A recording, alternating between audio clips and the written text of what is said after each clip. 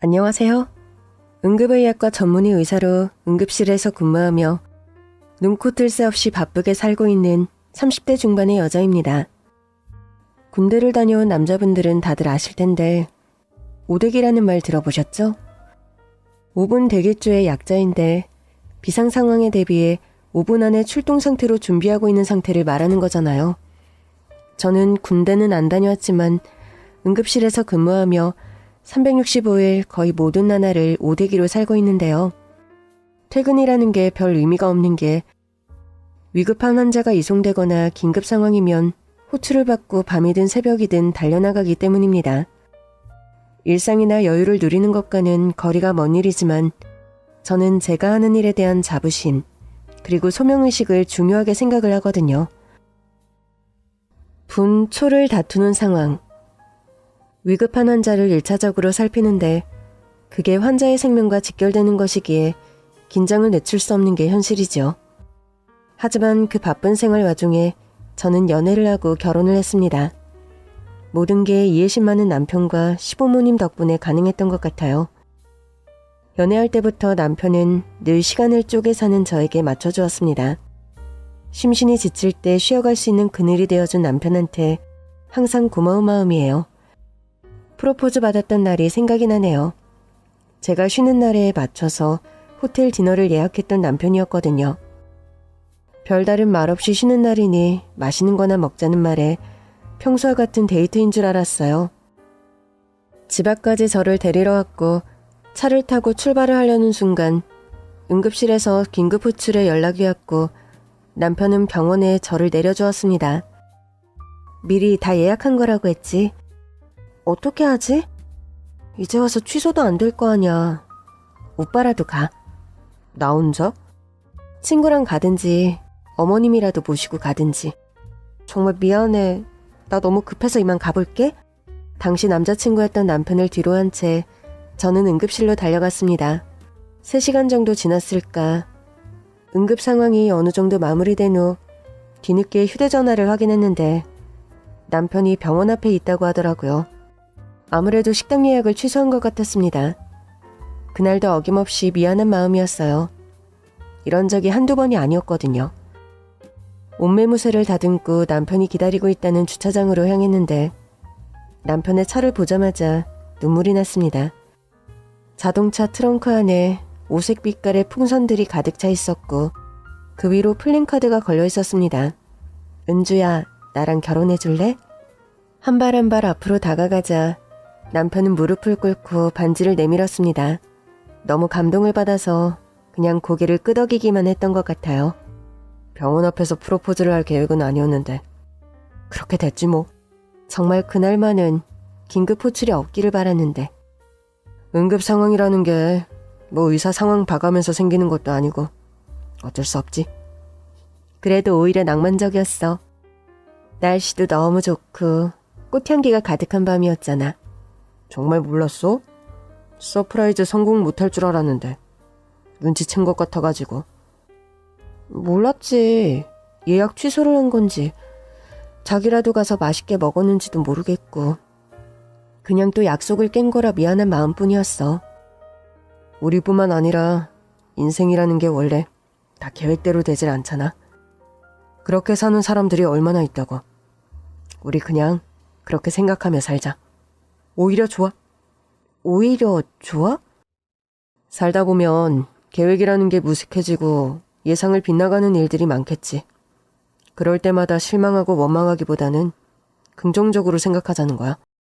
오히려 좋아. 오히려 잘 됐어. 어때? 좋아. 너무 마음에 들어. 오히려 좋아. 오히려 잘 됐어. 나를 이렇게 이해해주는 건 정말 자기밖에 없어. 응급실에서 일하는 게 보통 힘든 게 아닌데 늘 환자를 최우선으로 생각하면서 최선을 다하는 은주, 네가 자랑스러워. 결혼하고 나서 알게 되었는데 남편의 선한 성품이 다 시부모님으로부터 물려받았다는 걸 깨달았습니다. 성품이라는 게 유전적인 부분이 아니라 물려받았다는 말이 좀 애매하기는 한데 남편을 포함해 시부모님 그리고 남편보다 1살 어린 도련님까지 시댁 식구 모두 선하고 자상했거든요. 타고난 것도 있겠지만 아무래도 시부모님께서 아들 둘을 제대로 키우고 가르치신 것 같았어요. 시아버님은 대기업에서 오래 근무를 하셨고 어머님 쪽 친정도 원래 여유가 있는 집이라고 하셨거든요. 남편과 도련님은 그런 부모님 밑에서 사실상 고생 한 번 하지 않고 자랐습니다. 하지만 거만하거나 남을 무시한다거나 하는 일이 일절 없고 오히려 남을 많이 생각하는 이타적인 성격이었어요. 어릴 때 막연하게 잘 사는 사람들이 그렇지 뭐. 이런 편견을 갖고 있던 제 자신이 부끄러워질 정도였습니다. 남편 그리고 시댁 식구들과 지내며 부자들에 대해 가졌던 편견이라는 게 완전히 사라졌거든요. 그에 비해 사실 저는 너무너무 어렵게 자랐습니다. 저희 아버지는 일찍이 사업을 하셨는데 제가 초등학생일 때 아버지가 하던 일이 잘 풀리지가 않았습니다. 아니, 그냥 안 풀렸다 정도가 아니라 심하게 기울어졌어요. 집을 팔고서 트럭 하나에 소박한 짐들을 싣고 이사를 가던 날이 생각납니다. 방 2칸짜리 월세살이를 하게 되었어요. 그전까지 가정주부였던 엄마도 당장 무슨 일이든 해서 생활비를 보태야 할 만큼 어려웠거든요. 한순간에 평범함이라는 것과 거리가 멀어졌고 저는 의기소침해졌습니다. 하지만 저희 부모님은 좌절하지 않고 그 상황을 벗어나려 노력하며 저를 격려해 주셨어요. 은주야, 언젠가 좋은 날이 올 거다. 지금은 앞이 안 보이는 것 같이 깜깜하지만 포기하지 않고 노력하다 보면 좋은 날이 올 거야. 아빠 때문에 너랑 엄마까지 고생을 시켜 미안하다. 그래도 이만하기를 어디에요. 비바람 막아줄 지붕이 있고 지친 몸 뉘어 쉴 수 있는 방이 있으니까요. 무엇보다 우리 식구 아픈 곳 없이 하루하루 열심히 살고 있잖아요. 당신 말대로 언젠가 좋은 날이 올 거예요. 위기의 상황 속 아빠와 엄마는 굳건하게 마음을 다잡으며 서로를 의지했고 우리 가족은 더 단단해졌습니다.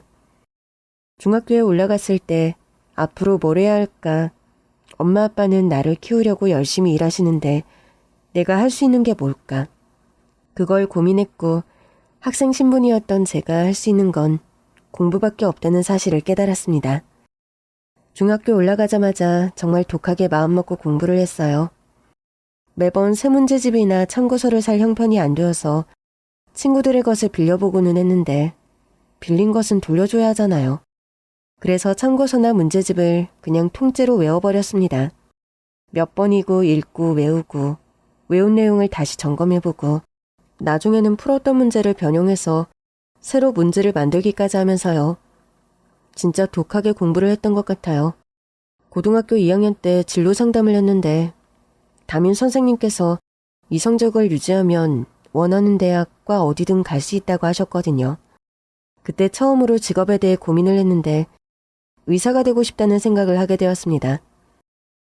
처음부터 거창한 소명의식이 있던 건 아니었어요. TV 드라마에서 의사들이 흰 가운을 입고 회진을 다니며 환자들을 살피는 게 되게 인상적이고 멋있어 보였거든요. 실력 있게 환자들의 병도 잘 고치지만 무엇보다 환자들의 마음까지 살피고 보듬어주는 따뜻한 의사가 되어야겠다. 나중에서야 그런 생각을 한 거였죠. 담임 선생님과 진로 상담을 한 뒤 집에 돌아와 부모님께 말씀을 드렸어요. 의사가 되려고요. 의사가 되고 싶어요. 의대에 간다는 말이구나. 우리 은주 공부 이렇게 열심히 하고 잘하는데 당연히 의대 갈 수 있지. 은주 너한테 그런 목표가 생겼다니 잘 됐다. 다른 걱정은 하지 말고 열심히 공부만 해라. 아빠 엄마가 무슨 일이 있어도 이 학비는 책임질게. 초등학생일 때 집이 어려워졌던 건데 부모님은 난관을 극복하기 위해 정말 열심히 사셨거든요. 때문에 제가 고등학생이 되었을 즈음에는 그나마 형편이 조금 나아졌습니다.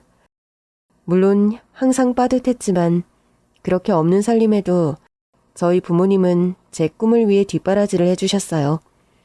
그런 부모님을 생각하며 더욱 이를 악물고 공부를 했고 의대에 합격을 했습니다. 첫 등록금은 국가장학금과 학자금 대출을 받아서 냈거든요. 의대에 들어가서는 고3 때보다 더 독하게 공부를 했고 다행스럽게 매학기 좋은 성적을 유지해서 장학금을 받으며 다녔어요. 의대 학비가 너무 비싸서 장학금 아니면 답이 없다고 생각을 했거든요. 매번 전액 장학금은 아니었는데 나머지 학비는 부모님께서 감당을 해주셨습니다. 사업 실패로 집이 완전히 어려워졌음에도 불구하고 좌절하지 않았던 부모님. 하나밖에 없는 딸의 꿈을 지지해주며 뒷바라지를 해주신 부모님 덕분에 저는 의사가 될 수 있었어요. 인턴을 마칠 때쯤 남편을 만나게 됐고 레지던트 2년차에 결혼을 했거든요. 전공을 응급의학과로 선택했고 대학병원에서 레지던트 생활을 하며 정말 바쁠 때였는데 다행히 상견례와 결혼식은 무사히 치를 수가 있었습니다. 시부모님과 친정부모님이 처음 만난 게 상견례 때였는데 저희 부모님은 그 상견례 자리에서 시부모님의 인품에 반하게 되었습니다. 말씀 많이 들었습니다. 이렇게 곱고 귀하게 키운 따님과 우리 아들이 부부의 연을 맺는다고 하니 기쁘고 복된 일이에요. 우리 철민이 마음은 착하지만 어렸을 때부터 큰 욕심이나 야망이 없었거든요. 욕심이라고 해서 나쁜 것만은 아니고 좋은 욕심도 있으니까요. 그저 제 아버지처럼 평범하게 회사 생활하는 걸로 만족할 녀석인데 저희 집에서 의사 며느리를 맞이하게 될 줄은 몰랐답니다. 부부의 연이라는 게 보통 인연이 아닌 건데 둘이 좋아 가정을 이룬다고 하니 그저 행복하게 잘 사는 거 그거 말고는 바라는 게 없습니다. 말씀 감사합니다. 들으셨는진 모르겠지만 은주 어릴 때 하던 일이 힘들어져서 본의 아니게 우리 딸 고생을 많이 시켰네요. 좋은 것 먹이고 입히며 무엇이든 해주고 싶은 게 세상 모든 부모 마음인데 저희가 그러지를 못했습니다. 그래도 고생하는 엄마 아빠 생각해 저 할 수 있는 거 열심히 한다며 학생 본분에 충실하여 꿈을 이룬 딸입니다. 은주한테 듣기로는 철민이가 이해심도 많고 성품이 훌륭한데 사돈어른 사부인께서 그리 키우셨다고요? 저 역시도 아이들끼리 서로 위하고 아끼며 잘 사는 거 외에는 바라는 게 없네요. 자신을 낮추고 상대방을 높이는 훈훈한 덕담으로 시작을 했는데 시부모님께서는 저희 집 형편을 어느 정도 알고 계셨고 물질적인 부분에서 부담을 안 주려고 하셨어요. 그걸 막 베푼다는 듯이 티를 내며 말씀하시는 게 아니라 그냥 있는 쪽에서 조금 보태면 된다. 부담 갖지 마시라고 하시더라고요. 사실 대학병원마다 다르지만 레지던트 월급이라는 게 하는 일에 비해 높은 편이 아니었습니다. 나름 월급 받으며 열심히 돈을 모았지만 그게 얼마 안 되었거든요. 남편은 회사 생활을 오래 했던 터라 모아둔 돈이 많았고 시부모님께서 저희가 고생하며 시작하는 걸 바라지 않는다며 집을 얻을 때 도움을 많이 주셨습니다. 요즘 들어보니 결혼할 때 지원을 안 받는 게 최고다.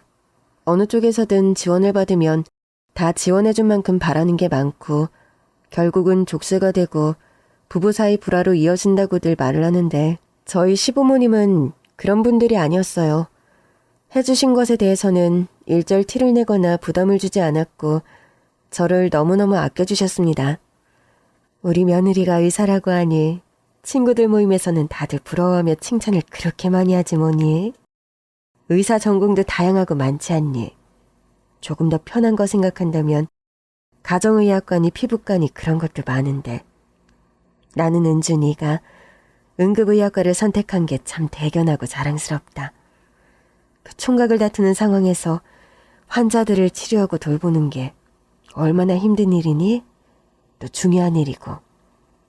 우리 며느리는 우리 가정에서도 또 사회에서도 귀중한 사람이다.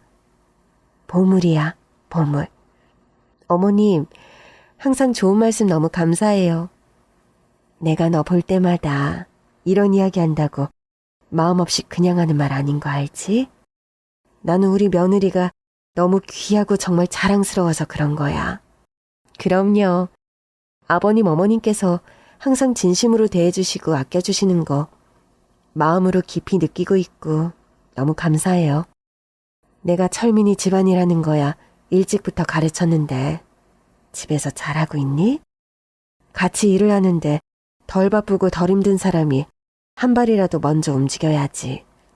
남자들이 집안일을 돕는다고 생각하는 것부터가 틀린 거야. 돕는 게 아니라 같이 하는 거지. 어머님, 남편은 100점이에요. 깔끔하고 꼼꼼한 성격이라 청소도 빨래도 저보다 더 잘하고 더 신경 많이 써요. 어머님이 잘 가르쳐 주신 덕분에요. 그래야 내 아들이지.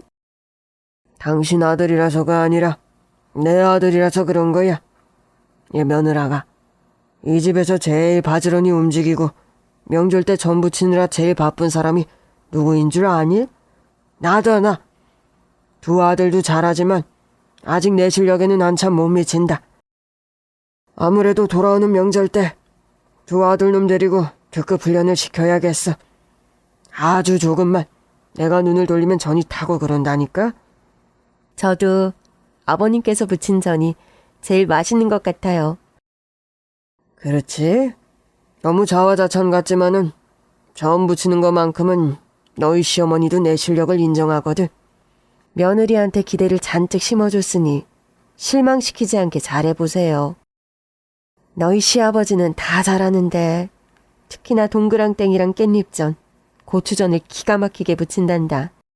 그 깻잎 안에 들어가는 속까지 직접 다 버무리고 양념을 하는 건데 너희 시아버지 전맛을 보면은 밖에서 파는 전은 못 먹어요. 그건 정말 당신이 전국 1등 최고예요. 에이 뭘 쑥스럽게 그냥 하다 보면 느는 거지. 나라고 처음부터 잘했나? 그래도 이제 다 큰 아들 둘에 그중 하나는 장가까지 갔으니 슬슬 은퇴를 해야지. 내 후임 실력을 확실하게 만들고 은퇴할 테니 걱정 마라. 저희 시아버지는 너무너무 다정하고 가정적인 분이거든요. 어머님과 대화를 할 때면 아버님 눈에서 아직도 막 꿀이 떨어지는 것처럼 어머님을 바라보시는데 정말 두 분을 보면서 저렇게 살고 싶다, 부부 사이가 저래야 한다 생각한 게 한두 번이 아니었습니다. 남편은 물론이고 남편보다 한 살 어린 도련님 또한 아버님을 닮아서 다정다감하고 세심한 성격이었거든요. 남편의 프로포즈도 프로포즈였지만 결혼을 해야겠다고 결심을 하고 마음먹게 된 건 처음 시부모님을 배웠을 때였거든요. 남편은 장남으로서 부모님께 잘하고 동생도 잘 챙기는 편이었습니다. 남편은 저보다 4살이 많은데 1살 아래 연년생인 도련님이 있었거든요. 우리가 결혼할 때 남편이 32살이었는데 도련님은 그때까지 결혼 생각이 별로 없었다고 했어요. 신혼집에 도련님이 한번 놀러와서 이런저런 이야기를 하며 시간을 함께 보냈는데 정말 형제끼리 사이가 돈독하다는 게 느껴지더라고요. 도련님은 나이가 어린 저한테도 형수님 형수님 하면서 항상 예의 바르고 친절하게 대했습니다. 근데 철수야, 너 요즘 뭐 만나는 사람 없어? 자기야, 철수가 20대 때만 해도 누구를 어디서 만났는지, 여자친구 선물은 뭘 해줘야 하는지 미주알 고주알 나한테 다 이야기하고 조언을 구했거든? 완전 내가 철수 데이트 코치였잖아. 어머나, 당신 정말 연애 고수였구나? 그러니까 도련님이 그렇게 자기한테 연애사를 다 말했겠지. 도련님, 맞아요? 형, 엄청 연애 고수예요? 형수님, 궁금하세요? 형, 나 형수님한테 다 말해도 돼? 입이 근질근질한데. 이거 웬만한 걸로는 못 막을 거야. 철수 너 무슨 이야기를 하는 거야? 너야말로 내 연애 전적 다 알면서 별거 없고 싱거운 것밖에 없는데 뭐라도 있는 것처럼 그렇게 말하기야? 자기야, 철수가 장난치는 거야. 나 연애 고수 아니야? 오히려 쑥맥이었지. 누구 말이 맞는 건지 모르겠네요. 농담이고요, 형수님. 형은 인기남이랑은 거리가 멀었어요. 여자들한테 인기 많고 뭐가 복잡하고 하려면 말도 잘하고 좀 번지르르 해야 하는데 형이 그런 쪽에는 영 소질이 없어서요. 거짓말도 못하고 비상금 같은 게 있다고 해도 형수님한테 금방 들킬걸요? 그렇죠? 제가 잘못 본 거 아니죠? 저 이 사람 그런 점이 좋아서 결혼한 거거든요. 진솔하고 착한 걸 최고로 본 건데 제가 모르는 부분이 있나 해서 놀랐지 뭐예요? 걱정 안 하셔도 됩니다, 형수님. 형은 진짜 타고난 장남 같아요. 부모님한테도 듬직한 아들이고 저한테도 든든한 형이죠. 어렸을 때 누가 저 못살게 굴었다는 이야기만 들으면 두 팔 걷어붙이고 달려갔다니까요. 형제는 용감했다. 그게 우리 형제 이야기예요. 소심하고 겁먹었다가도 형만 있으면 뭐든 할 수 있을 것 같아서 덩달아 용감해졌거든요. 생각해보면 참 말썽꾸러기들이었는데 이런 아들 둘 키우느라 엄마가 고생을 많이 하셨어. 그렇지 않아, 형? 우리 엄마 원래 엄청 조곤조곤하고 내성적이었다고 했는데 아들 둘 키우면서 성격도 바뀌고 여장부가 됐다고 했잖아. 어머님이요? 어머님은 지금도 여성스러우시잖아요. 전 오히려 아들 둘 키운 것 같지 않게 엄청 차분하시다고 생각했는데 소녀 같은 면도 있으시고요. 엄마가 우리한테는 엄하겠어도 아버지 앞에서는 항상 소녀 같긴 하지. 맞아. 정말 두 분 너무 보기 좋으세요. 절수 너 은근히 말을 돌린다? 연애 안 하냐고 했더니 대답은 안 하고. 형, 이제 상처가 아물려고 하는데 너무하네. 뭐야, 너 만나던 여자랑 헤어졌어? 꽤 됐지. 말을 안 했을 뿐이지. 당분간 연애는 쉬려고. 결혼 생각도 지금은 별로 없네. 아주 나중이면 모를까. 그래도 형이 형수님이랑 결혼하고 너무 행복하게 잘 지내는 것 같아서 조금 부러운 마음도 들기는 해. 어머, 그래요? 이 사람 행복해 보여요? 그럼요, 형수님. 얼굴에 나 결혼해서 너무 좋고 행복하다고 써있는데요. 당분간 연애 생각이 없다는 도련님. 그 마음이 이해가 되더라고요. 20대 어릴 때야 그냥 좋다는 이유로 만나고 헤어졌지만 나이가 들수록 어렸을 때처럼 쉽게 연애를 못하게 되잖아요. 아무래도 나이가 있다 보니 결혼을 염두에 두게 되고 신중해지기 마련이니까요. 제가 보는 도련님은 저희 남편처럼 착하고 오히려 재치와 유머스러운 부분까지 있어서 정말 인기가 많을 것 같았거든요. 이렇게 괜찮으니 좋은 여자를 만나야 하는데 하면서 주변에 누구 소개시켜줄 사람 없나 괜히 병원 사람들을 떠올리게 되더라고요. 그렇게 시간이 날 때마다 시댁 식구들과 함께 시간을 보내며 바쁘지만 행복하게 생활을 하고 있었습니다. 그러나 제가 결혼을 한 지 2년이 되었을 때 저희 가족에게 감당하기 힘든 시련이 찾아왔어요. 대학원 공부까지 마치고 연구원으로 일을 시작했던 도련님. 앞날이 창창했던 도련님이 급성 혈액암에 걸렸고 힘든 투병을 시작하게 된 것입니다.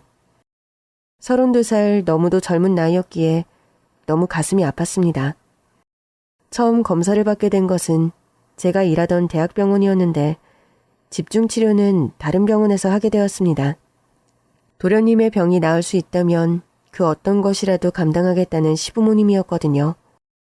항암 치료를 시작하며 온 가족이 도련님의 회복을 위해 매달렸지만 빠르게 퍼지고 전이되는 암세포를 막을 수가 없었고 투병을 한 지 1년 반 만에 그만 도련님이 세상을 떠나고 말았습니다. 원래 젊은 나이에 암에 걸리면 진행 속도가 빠르잖아요.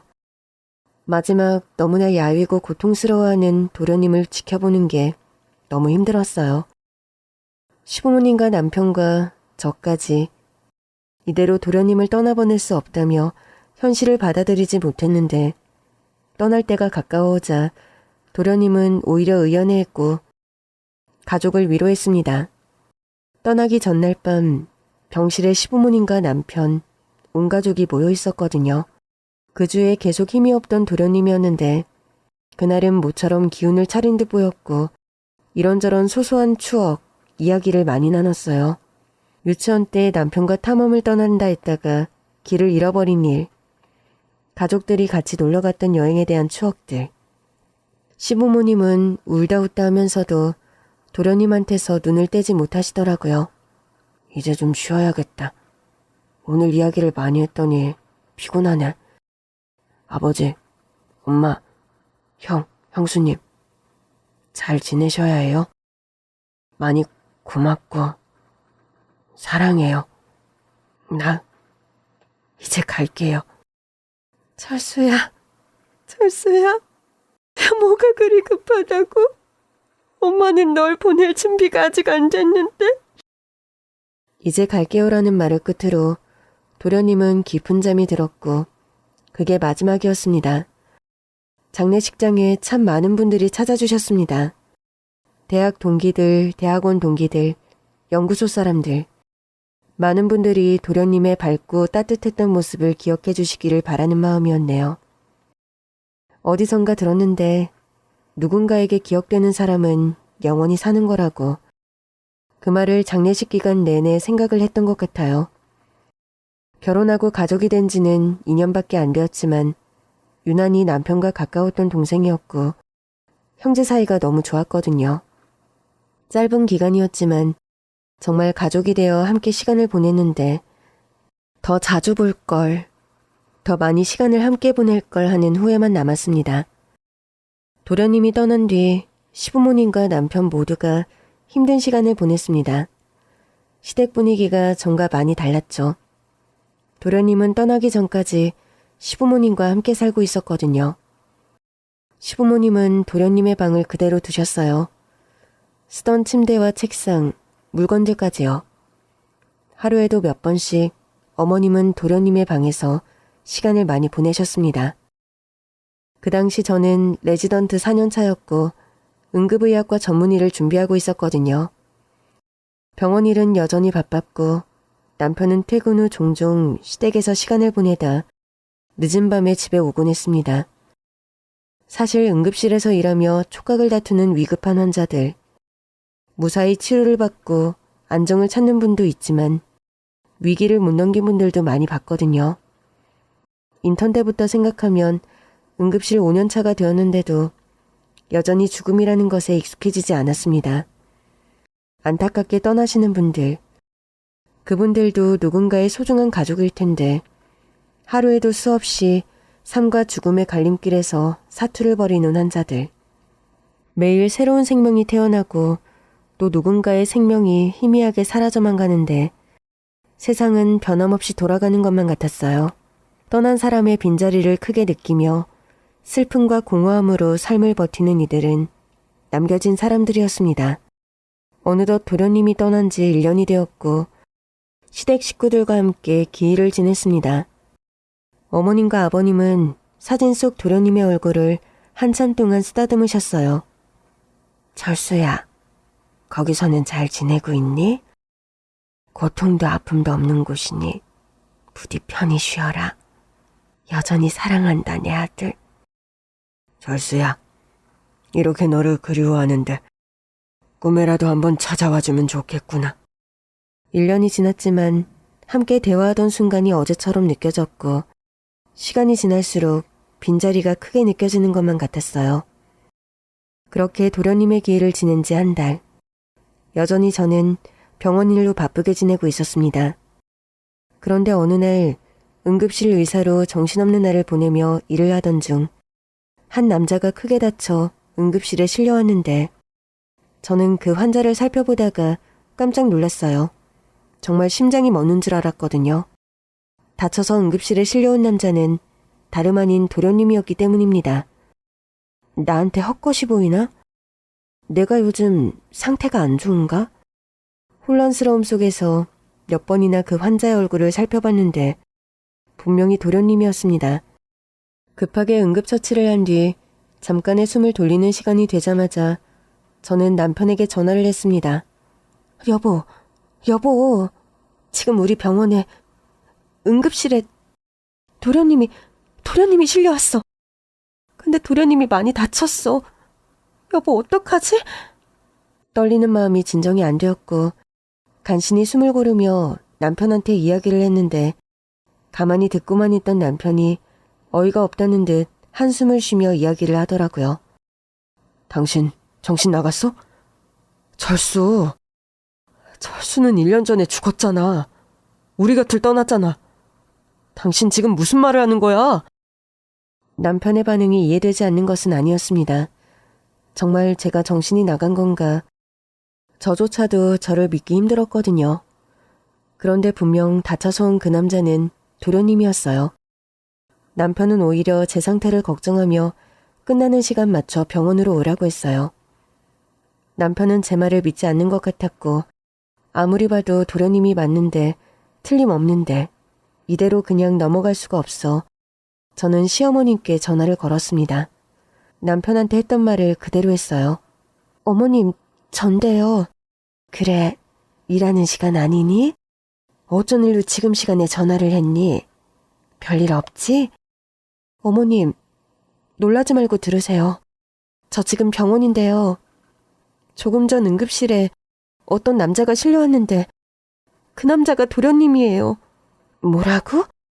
어머님, 정말 말도 안 되는 소리라고 생각하시겠지만 제가 눈 비비고 정말 여러 번 봤는데요. 정말 도련님이에요. 어머님, 얼굴뿐 아니라 체격이랑 그냥 모든 게 도련님인데 어떻게 이런 일이 있을 수가 있죠? 남편한테 말했는데 저한테 정신 나갔냐 그러네요. 저도 제가 이상한 말 하는 거 아는데요, 어머니. 정말 제가 봤거든요. 만났거든요. 그 환자 어떻게 됐니? 응급처치 끝나고 병실로 이동했어요. 어머님, 이게 무슨 일일까요? 근데 정말 도련님이 틀림없었거든요. 그런데 어머님이 생각보다 차분하게 제 이야기를 들으시는 거예요. 그 환자가 병원에 있냐는 걸 재차 확인하면서요. 그렇다고 말씀을 드렸더니 알겠다며 전화를 끊으시더라고요.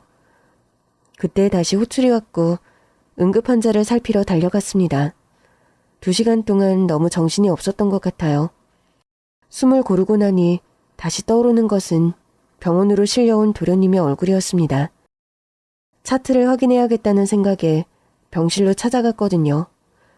그렇게 찾아간 병실에서 정말 믿을 수 없는 진실이 밝혀졌습니다. 며느리야, 왔니? 바쁜 건 끝났어? 어머님, 아버님, 여기는 어떻게... 지금 철민이도 이리로 오는 길이다. 철민이 오거든 우리가 다 설명하도록 할게. 시부모님은 환자가 누워있는 병실 침대 옆에 나란히 앉아 그윽한 눈으로 잠든 환자를 바라보고 있었습니다. 그리고 다시 얼굴을 확인했는데 역시나 도련님이었어요. 시부모님이 이해가 안 되는 것도 아니었죠. 1년이 지났지만 여전히 도련님을 매일같이 그리워하던 시부모님인데 도련님이 다쳐서 병원에 왔다고 이야기를 했으니 우리 아들 얼굴이라도 한번 보자. 그런 마음으로 오신 거 아니었을까요? 바로 그때 연락을 받은 남편이 병실에 들어왔습니다. 시부모님은 누워있는 환자, 남편과 저를 차례로 보더니 깊은 한숨을 쉬며 이야기를 하셨어요. 지금부터 하는 이야기 너무 놀라지 말고 들어라. 우선 철민아, 그동안 너한테 말을 안 한 게 있는데 미안하다.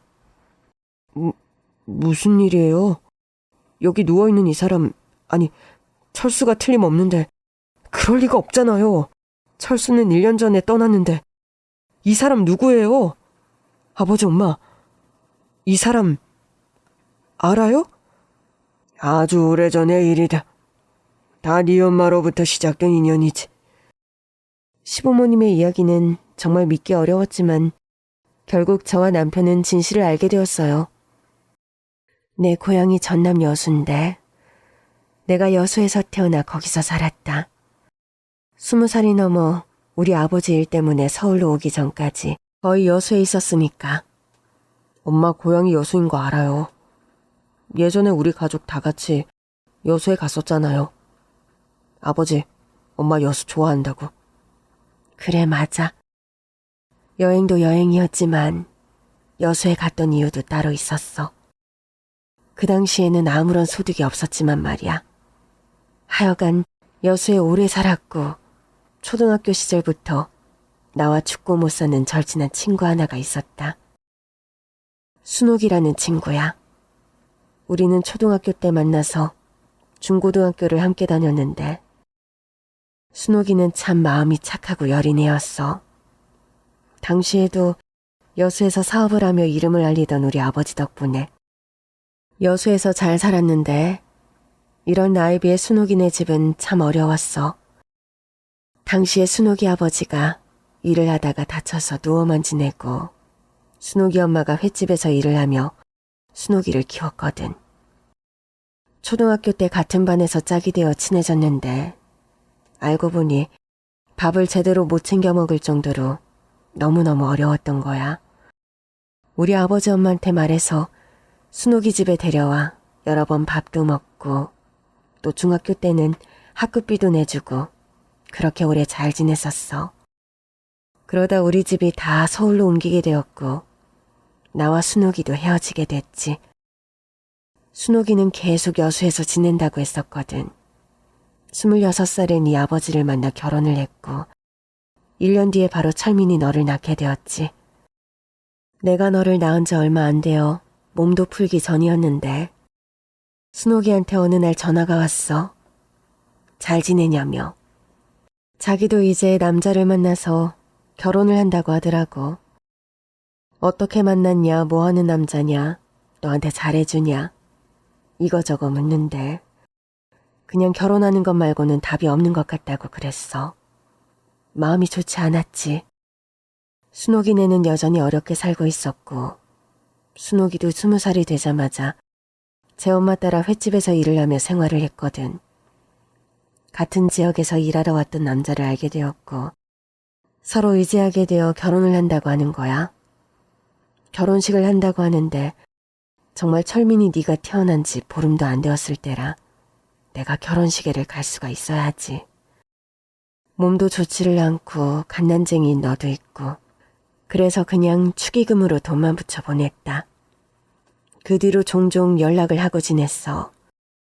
결혼한 지 얼마 안 됐는데 글쎄 순옥이가 임신을 했다는 거야. 그때 아무 생각 없이 마냥 기쁜 마음이었어. 비슷할 때 낳았으니 나중에 애들끼리도 친구처럼 지내면 좋겠다 하면서 몇 개월이 지나 또 연락이 왔는데 아들이라고.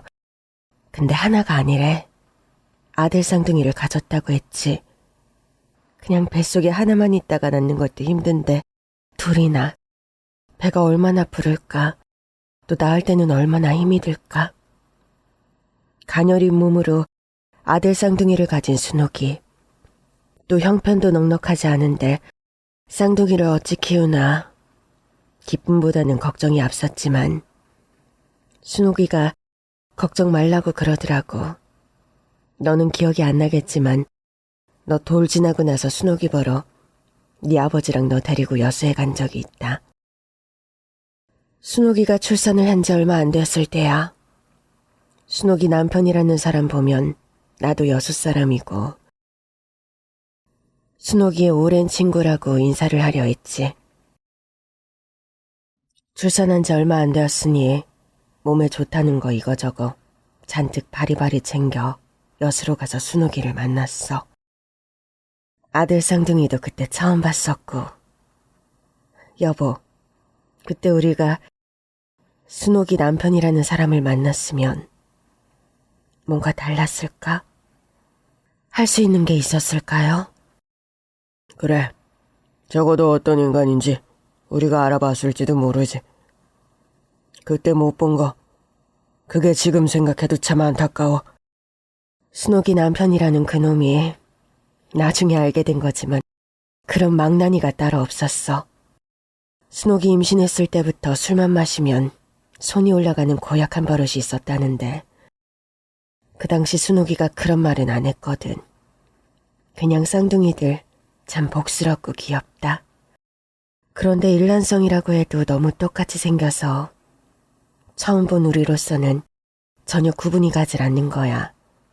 하여튼 간에 쌍둥이들 안아보고 순옥이 데리고 나가서 맛있는 거 사 먹이고 쌍둥이들 옷이랑 다 챙겨주고서는 그렇게 다시 서울로 돌아왔어.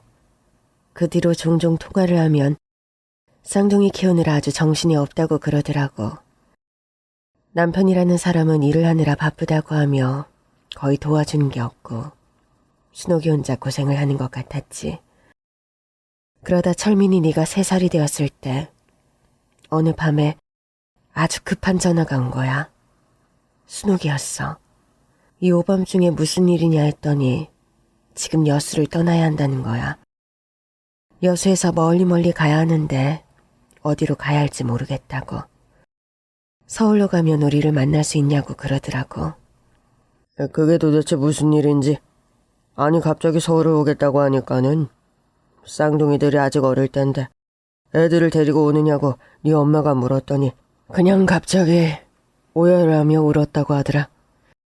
쌍둥이 중에 작은 애 하나만 데리고 가는 길이라고 그러더라고.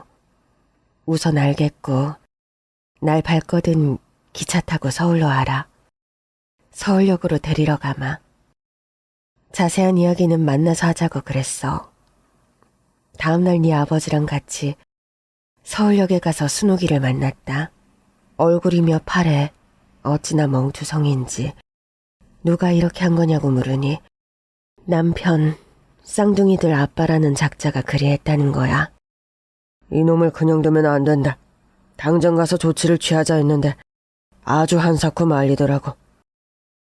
결혼하고 얼마 안 되어 부부 사이가 그리 좋지 않았고 임신했던 중에도 아주 술만 먹으면 개가 되는 그런 놈이었대. 술만 문제가 아니라 도박에도 빠져서 생활도 아주 어려웠고. 아, 왜 그런 상황을 말을 안 했냐. 내가 도울 게 있었을 텐데 했더니 그냥 애들만 생각하며 참았다고 그러더라고. 기가 막힌 게 우리를 그렇게 찾아왔을 때 쌍둥이들이 2살이 되었을 땐데 애들 출생신고도 못했다는 거야. 남편이라는 놈이 그걸 못하게 했대. 남편이란 놈은 술 먹고 도박한다고 밖으로 놔둘지 순옥이 혼자 그 쌍둥이들 돌보면서 그렇게 버티다가 나중에 도저히 안 되겠다. 이대로 있다가는 다 큰일 나겠다 싶어서 이혼을 하자고 헤어지자고 했더니 그 인간이 그냥 말도 못하게 화를 내면서 못 나가게 자꾸 버티고 아주 무서웠다고 그러더라고. 아침이 되어서 다시 이야기를 했대. 이혼을 하고 애들은 내가 데리고 가겠다. 그랬더니 그놈이 쌍둥이 둘 다는 못 데려간다고 하나만 데려가라고. 절대 안 된다고 안 놓아주더래. 그 남편 놈이 쌍둥이 중 큰애를 데리고 있겠다고 바락바락 우겨대고 아니면 그냥 다 같이 끝내자. 다 같이 끝을 보자 그래가지고 어쩔 수 없이 순옥이가 작은 애를 데리고 도망을 쳤다는 거야. 우리한테 말을 하기를 자기가 생활 기반이 어느 정도 잡히면 큰애를 데려올 거라고, 꼭 데리고 올 거라고 그러더라고. 내가 그때 지금 당장 가서 그놈한테 있는 애를 데려와야 한다고 했는데 지금은 그 인간이 제정신이 아니고 감정이 앞서 있으니 자극을 하면 애한테 무슨 일이 생길지도 모른다고. 멀지 않은 때 잘 이야기를 해서 애를 데려오겠다 그랬지. 그런데 어떻게 된 거예요? 순옥이가 서울에서 지낸다고 하기에 너희 아버지랑 내가 돈을 보태어 순옥이 지낼 곳을 마련해줬어. 꽁으로 놀고 빌붙고 살 수 없다고. 우리한테 돈을 갚을 거라고. 여수에 두고 온 애도 데려올 거라고 마음을 굳게 먹었거든. 그 어린애를 어린이집에다 맡기고 순옥이는 바로 일을 구했어. 여수에서 식당 일을 오래 했으니 서울서도 같은 일을 구했지. 그런데 정말 순옥이랑 쌍둥이 중 둘째 애기가 서울로 온 지 얼마 안 되어서 말도 안 되는 일이 일어났어. 식당 일을 마치고 애기 데리러 가던 순옥이가 그만 교통사고를 당한 거야. 병원에 가서 손 써볼 틈도 없이 그 자리에서 눈을 감고 말았어. 연락을 받고 병원에 갔는데 이미 도착했을 때 떠난 상태였다고 그러더라고. 지내던 곳이 우리가 얻어준 곳이었거든. 애기가 있을 건데 어디 맡겼다고 했는데 이름이면 뭐 하는 게 있어야지. 그 집 근처 어린이집이라는 곳은 다 돌아다녀서 애를 찾았어. 2살밖에 안 된 애기였는데 제 엄마가 떠난 것도 모르고 어찌나 불쌍하든지. 애기를 우선 우리 집에 데려다 놓고 순옥이 장례를 치렀다. 그리고 그때 우리 집에 데려온 애가 철민이 네 동생 철수였어. 철수요? 그럼 철수가 순옥 아주머니 얘기였어요? 그래. 네 아버지랑 상의를 한 끝에 우리가 순옥이 애를 입양하기로 했어. 2살이었는데 글쎄 순옥이 말로는 출생신고도 안 되어 있다고 했잖아. 그 애를 입양해서 우리 아들로 키웠다. 그때 철민이 네가 3살이었는데 너무 어린 나이라 갑자기 동생이 생긴 것도 다 기억을 못할 나이였지. 너는 철수가 처음 왔을 때부터 철수를 신기하게 봤는데 며칠 지나고 나니 네가 철수 곁에 앉아있고 머리를 가만가만 쓰다듬어주면서 네가 형 노릇을 하고 있는 거야. 3살밖에 안 된 그 어린애가 동생을 챙기면서 말이야. 언젠가 네가 다 크고 나면 이야기를 해야겠다. 처음에는 그렇게 마음을 먹었는데 만약 철민이 네가 초등학생이나 나이가 좀 들었으면 당연히 철수 데려온 것도 알았을 건데 그 당시 철민이 네가 너무 어렸어서 그런지 전혀 모르는 것만 같았어. 진짜 동생, 친동생처럼 네가 철수를 너무 아끼고 둘이 사이가 좋아 형제로 잘 자란 거야. 그렇게 되고 보니 철수한테 사실 너를 입양을 한 아이다. 우리가 데려왔다. 이야기를 해야 하나. 우리 아들로 키웠고 잘 자라고 있는데 그걸 말을 해야 하나 고민을 하다가 그냥 네 아버지와 나만 아는 일로 하기로 했어. 우리 철수는 갈 때까지도 몰랐을 거야. 그런데 그것은 아무 의미가 없다. 철수는 우리 아들이었으니까. 철민이 너와 하나도 구별 없이 똑같이 자식으로 생각하고 키웠고 철민이 네 동생으로 평생을 살아왔지 않니? 그런데 철수가 이렇게 일찍 떠날 줄이야. 어머님, 그러면 지금 이 누워있는 이 사람, 이 남자가 혹시 도련님의 쌍둥이 형인 거예요? 너한테 철수가 다쳐서 응급실에 실려왔다는 이야기를 들었을 때 나랑 네 아버지는 바로 알았다. 철수가 쌍둥이니까. 우리 철수는 일찍 떠났는데 철수가 나타났다는 건 철수 쌍둥이 아니고서 있을 수가 없는 일이니까. 엄마, 철수 입양하기로 했을 때, 아니, 입양해서 우리 식구가 됐을 때 왜 철수의 쌍둥이 형을 안 찾았어요? 그때는 이미 순옥이 아주머니도 안 계실 때였고 철수 친아빠라는 사람이 나쁜 놈인 거 알았을 건데 철수 쌍둥이도 데려왔어야 하잖아요. 우리가 왜 그 생각을 안 했겠니? 순옥 씨 장례 치러주고 철수 우리 호적에 올린 뒤에 네 엄마랑 같이 여수를 찾아갔었다. 순옥 씨 지내던 집이라고는 딱 한 번 갔는데 기억을 더듬어서 찾아갔어. 철수 쌍둥이를 데려올 생각이었지. 출생신고도 못하게 한 인간인데 그 쌍둥이 애를 애엄마 없이 어떻게 돌보려나 너무 걱정이 되었거든. 우리가 너무 늦었던 거야. 좀 더 일찍 갔었어야 했어. 네 아버지 말대로 순옥이가 서울에 왔던 그날, 그 다음 날이라도 여수 가서 쌍둥이 애를 데려왔어야 했는데 순옥이 말을 따랐지. 우리도 그놈이 어떤 놈인지 몰랐으니 시간 조금 지나고 잘 구슬려서 애를 데리고 오는 게 좋은 방법이다 생각했는데 순옥이가 그리 일찍 떠날 줄 우리도 몰랐어. 하여튼 철수를 입양하고 나서 얼마 안 되어 철수 형을 데리러 여수에 갔는데 글쎄 그 인간이 사라졌어. 동네 사람들한테 물어도 그냥 애를 데리고 사라졌대. 웬 여자가 있다고 했나? 쫓기는 사람처럼 어느 날 갑자기 정리를 하고 그 어린애를 데리고 떠났는데 어디로 가는지 아는 사람이 없었다. 출생신고라도 되어 있으면 어떻게 찾겠는데 그야말로 흔적도 없이 사라져버리니 방법이 없더라고.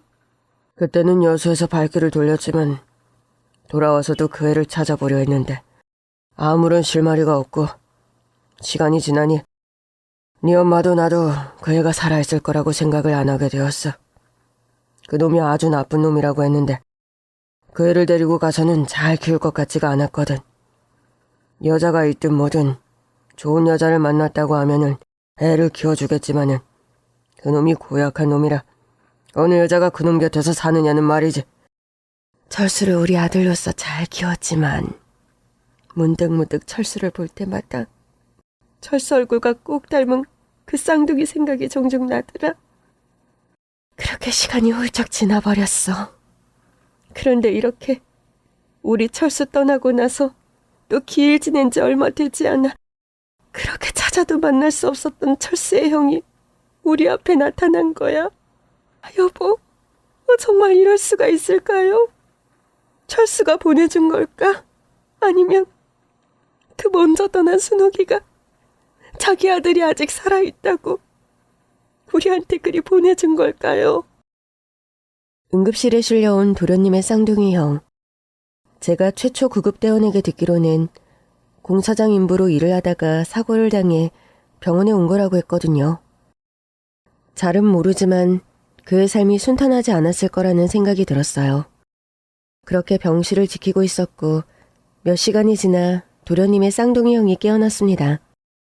사고를 당했지만 빠르게 병원 응급실로 실려왔고 긴급 수술을 한 끝에 회복을 할 수가 있었죠. 퇴원을 앞둔 그를 우리 가족이 만났습니다. 이름을 물으니 민수라고 하더라고요. 민수라는 그 사람도 평생 자기가 쌍둥이인 줄은 모르고 살았습니다. 세상을 떠난 우리 도련님 사진을 보여주니 엄청 놀라더라고요. 자기랑 똑같이 생긴 사람이 사진 속에 있었으니까요. 어머님과 아버님은 민수 씨에게 그의 가족 이야기를 해주었습니다. 특히나 순옥 아주머니, 엄마가 누구인지 모르고 자란 그에게 쌍둥이였고 동생이 있었다는 걸 몰랐던 그에게 그 가족의 진실을 꼭 알려줄 필요가 있었거든요. 아버님, 어머님의 이야기를 들으며 그는 서럽게 울더라고요. 저한테 가족이 또 있는 줄은 몰랐어요. 아버지라는 인간이 한 번도 이야기를 안 해줬거든요. 엄마에 대해 물어봐도 그냥 집을 나갔다, 몹쓸 여자였다, 생각도 하지 말라며 말도 못 꺼내게 했는데 어떻게 이런 일에... 제가 쌍둥이라고요? 제 동생이 있다고요? 지금 어디에 있어요? 만나볼 수 있을까요? 너무나 슬픈 이야기였지만 어쩔 수 없이 떠난 도련님에 대한 이야기를 할 수밖에 없었습니다. 가슴 아파하며 많이 울더라고요. 그리고 그동안 살아온 이야기를 들으니 정말 망나니 못된 아버지 밑에서 온갖 고생을 하며 살았던 것 같았어요. 아버지라는 사람이 새로 여자를 데려왔는데 거의 돌봐주지도 않았고 초등학교 때는 2년 동안 보육원에서 지낸 적도 있다고 하더라고요. 나중에 아버지가 다시 찾아와 데려갔다고요. 뒤늦게 출생신고도 했지만 순옥 아주머니랑은 아무런 연결고리가 없었기에 저희 시부모님도 찾을 수가 없었던 거죠.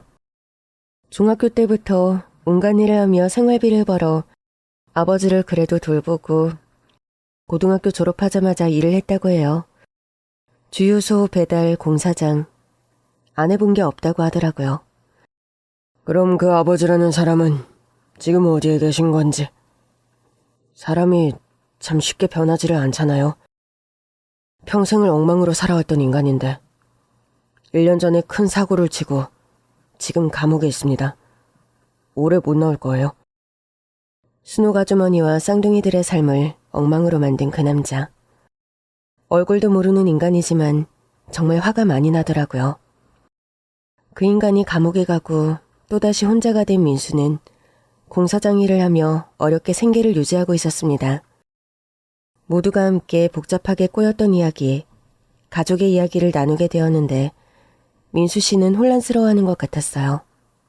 사람 같지 않은 아버지라는 인간 말고 저한테 엄마, 그리고 쌍둥이 동생이 있다는 거, 가족이 있었다는 게 위안이 되는 한편 어머니도 쌍둥이 동생도 이제 이 세상에 없다는 게 너무 슬프네요. 그래도 우리 어머니를 많이 도와주셔서 또 어머니 그렇게 가신 뒤에 제 쌍둥이 동생을 친자식처럼 키워주셔서 정말 감사합니다. 돌아가신 어머니의 아들, 또 떠난 쌍둥이 동생의 형으로서, 가족으로서 제가 감사하다는 말씀 꼭 드리고 싶습니다. 인연이라는 게 정말 신기한 일이죠. 어머님의 절친한 친구였던 순호가 주머니와의 인연, 또 그 쌍둥이 아들들과의 인연, 특히나 도련님은 세상을 떠나기 전까지 시부모님의 사랑하는 아들, 남편의 동생, 가족이었으니까요. 그런 도련님이 떠난 지 1년이 지나 우리 가족을 만나게 된 민수 씨. 아무리 봐도 정말 똑같이 생긴 쌍둥이라서 시부모님과 남편, 저는 꼭 도련님을 다시 만난 것만 같은 생각이 들더라고요. 그렇게 만난 게 인연이라 시댁 식구들 모두는 민수 씨와 가깝게 지냈습니다. 아버님께서 민수 씨가 제대로 된 일을 할 수 있도록 자격증 공부며 여러 방면에서 도움을 주었고 민수 씨는 정말 성실하게 열심히 공부를 하고 일을 했습니다. 그리고 얼마 전 민수 씨가 결혼을 했거든요. 참하고 좋은 여자를 만났는데 결혼할 때 시부모님께서 많은 지원을 해주셨어요.